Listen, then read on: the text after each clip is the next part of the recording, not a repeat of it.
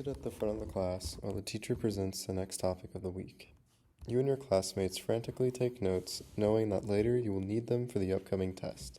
Throughout the lecture, the teacher asks your class questions regarding the course content that you are learning, and after an hour of learning, class is over. This is a classic example of formal learning, a process of learning that follows a planned curriculum and is led by an instructor. This process of learning usually takes place inside of the classroom or the workplace, and has been a standard practice in those fields for decades.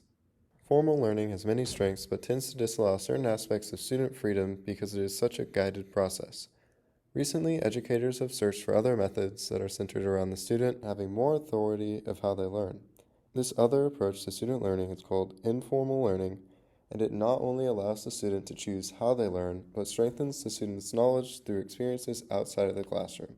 Informal learning can be defined as learning from experience that takes place outside formally structured classroom-based activities. Examples of this type of learning are watching a video essay on a class topic, listening to music outside of rehearsal, or composing an arrangement of a song you like to listen to. Take 10 seconds to talk to a partner about a time you participated in informal learning outside of class.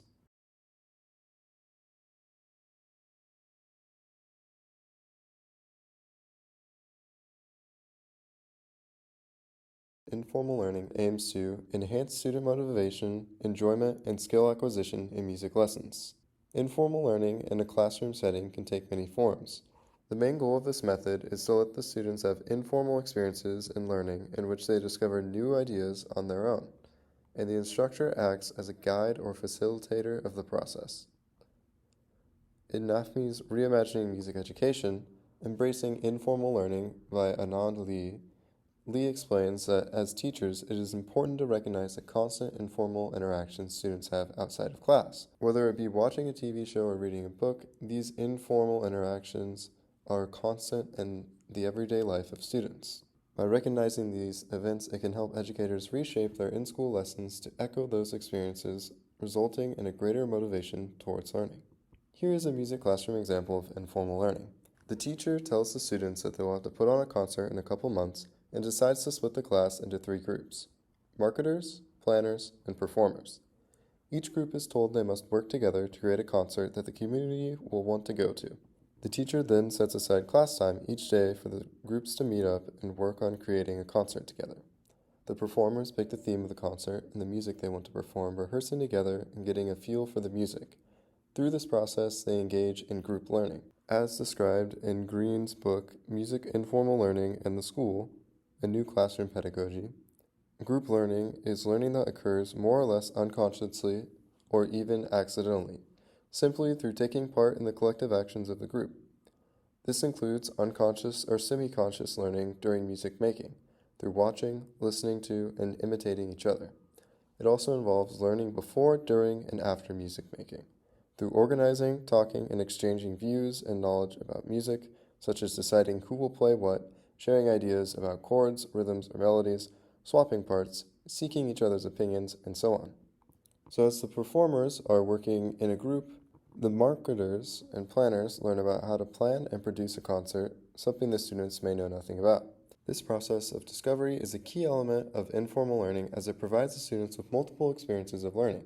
These experiences will then form a network that their brain will connect with pathways, strengthening their information of recall on marketing and planning. Another example of informal learning in the music classroom is asking the students to come back the next day and share a video with the class of a song they would want to perform.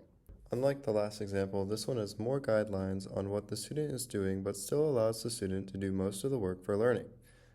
Now that we have gone over a couple examples of informal learning, we are going to play a game. I will show 3 examples on the screen, 2 of which are formal learning examples, and 1 that is an informal learning example. The examples will get more and more complex as time goes on, so good luck. Example number 1.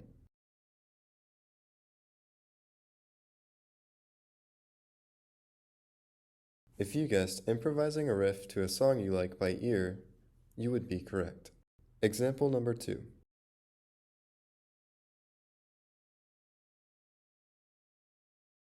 If you guessed rehearsing a section in sectionals with your classmates, you would be correct. This is a form of group learning. Example number 3.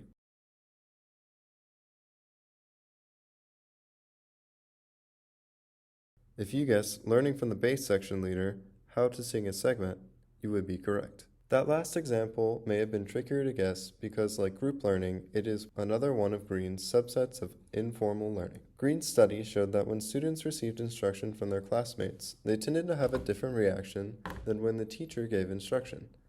This subset is called peer learning, a more conscious, peer-directed learning that takes place when a group is led by its peers. Green gives a couple examples of what this peer-based learning would look like. For example, one group member may explain a technical point, demonstrate how to play a bass line, take charge over how fast a group should play, and so on. As with group learning, the learning that results from peer direction may arise from watching, listening, and imitation, but the difference is that the learning is explicitly and intentionally guided and directed by a peer. Moving from peer learning, there are some ways that you can engage students in informal learning activities in class. To successfully integrate informal learning in the classroom, a paradigm shift is recommended. According to Reimagining Education, there are 5 critical areas of reconsideration to include: social and musical values, difficulty, student agency, kinesthetic learning, and holistic and multimodal learning. To start, in the classroom, the balance of social and musical values can sometimes be skewed towards an end result rather than emphasizing participation and engagement. By emphasizing participation and engagement over the end result, the teacher allows the students to begin their own informal learning process and focus on their own participation rather than the end result. Difficulty. Most classes follow a linear progression of skill, starting with basic concepts and moving to more harder things near the end of the year. The idea behind informal learning is to shift this progression of skill to a more fluid approach. Student agency. In the classroom, the teacher is usually the one in charge of picking repertoire and planning things. In an informal learning setting, the students will have more agency and have control over their learning process. Kinesthetic learning. Incorporating body movements as a part of musical performance. By incorporating these body movements, students are learning to be creative and they are expressing themselves in a way only they can. Holistic and multimodal learning. Recognizing oral and multimedia learning as valid forms of musicianship. A lot of informal learning settings take inspiration from popular music learning. Most of the time, the musician works with other musicians and improvises a song on the spot. Some recommendations NAFME has for music educators to implement informal learning into the classroom is participatory approach, choose repertoire that encourages participation and engagement, student autonomy, give students a say in learning structures and let them choose some of the repertoire. Creativity and performance, encourage students to create and perform their versions of the repertoire. So this could be making your own arrangements of repertoire or finding an arrangement that the students really enjoy. Peer learning, allowing students to form groups and coach each other. And then movement, encourage expressive movements to accompany songs and compositions. Rather than giving them choreography to learn and teaching them every step of the way, have the students figure out what movements they would like to do to the music they are learning. Now that we have covered what informal learning is and looks like, let's review the positives of informal learning. First, it can take place in any setting. Informal learning is basically asynchronous learning because you can watch a video, read a book, or listen to music about a topic that you want to study. Informal learning can take place anywhere. Informal learning is self-directed. It encourages participation. It also has engagement with peers, as peers are teaching each other how to sing or working together to improvise a song. It promotes creativity and improvisation through group learning. It also allows for movement in the classroom and enhances students' motivation through cultural connection. Something that I have not touched on is that last point about cultural connection. In Music Futures, Section 3, Informal Learning, page 130, the book talks about how there has been numerous attempts to close the gap between students' own music culture and that of the classroom. This book mentions the approach of bringing popular music in the school to connect the students' cultures and how that approach failed because it didn't engage in informal learning. The text says popular music itself may have been present in most classrooms, but the way in which it is created and passed on in the world outside school has been missing. A final positive point about informal learning is that it strengthens fundamental music concepts through discovery. I have included some mini activities for your class to participate in that will encourage informal learning. Activity number 1.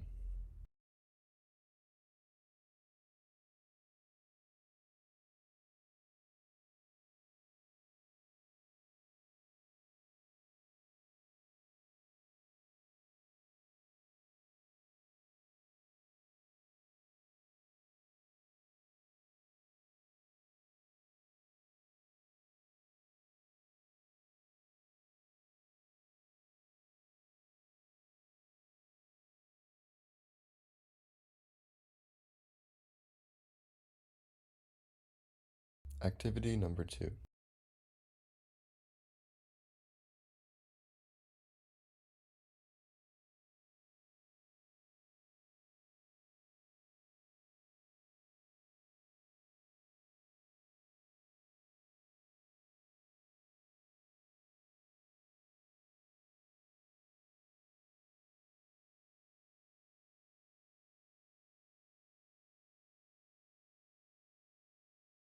Activity number 3.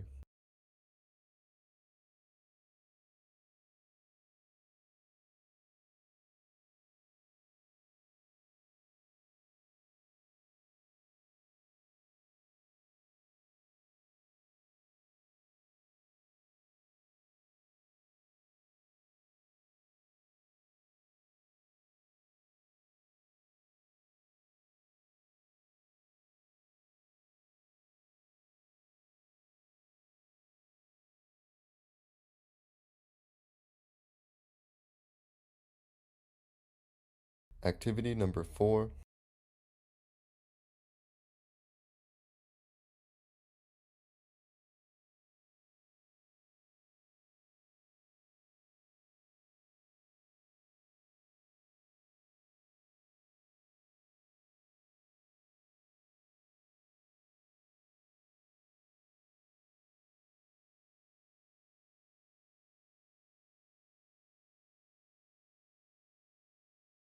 Activity number 5.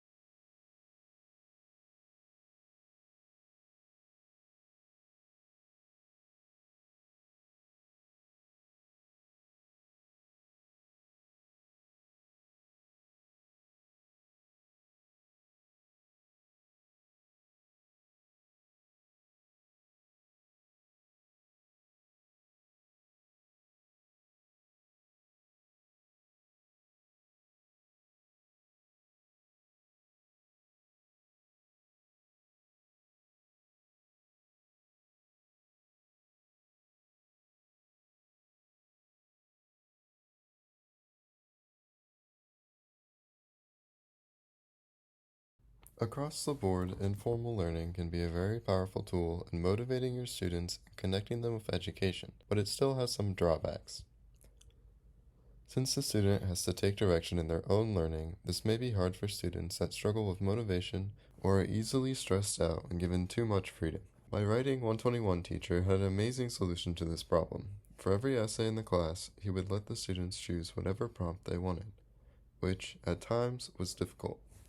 To help guide our prompt search, he restricted us to specific types of essays like question-answer or process. Creating guidelines for students while still giving them freedom to explore and learn helps students who struggle coming up with ideas. What is the role of the teacher in informal learning? The approach focuses so much on the student that it might be hard to find a role for the teacher.